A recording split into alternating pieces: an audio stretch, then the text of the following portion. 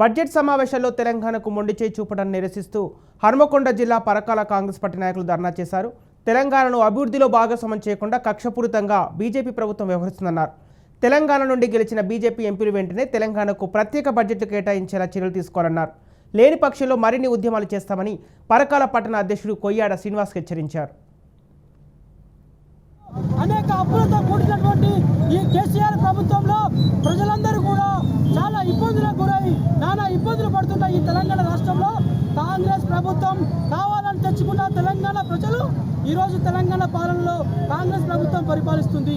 కావాల్సుకొని మీరు ఈరోజు తెలంగాణ రాష్ట్రానికి మొండి చేయి చూపెట్టడం, తెలంగాణ రాష్ట్రంలో మీకు 8 మంది ఎంపీలను ఇచ్చిళ్ళు తెలంగాణ ప్రజలు. కానీ సిగ్గుమాలిన ఈ తెలంగాణ ఎంపీలు ఖబర్దార్ చెప్తున్నాం, మీకు సిగ్గు శరం ఉంటే ఈరోజు రాజీనామా చేయండి. ఎందుకంటే ఆంధ్రాకి ఇచ్చిళ్ళు, పక్క రాష్ట్రాలకు ఇచ్చిళ్ళు, మీకు సిగ్గుందా అని చెప్పేసి మేము అడుగుతున్నాం.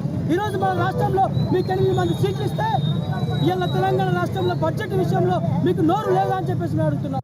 మరి ఈరోజు ధర్నా చేయడం జరిగింది.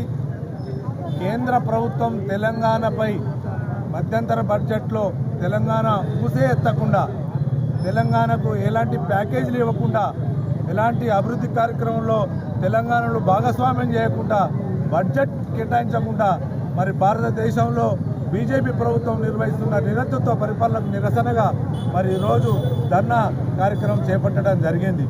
వాస్తవానికి మరి మోడీ యొక్క ప్రభుత్వం ఎటుపోతుందో ప్రజలు, ప్రజాస్వామికవాదులు, తెలంగాణలో ఉన్న 4 కోట్ల ప్రజలు అందరూ కూడా గమనించవలసిన ఆవశ్యకత ఈ సమయంలో ఉన్నది.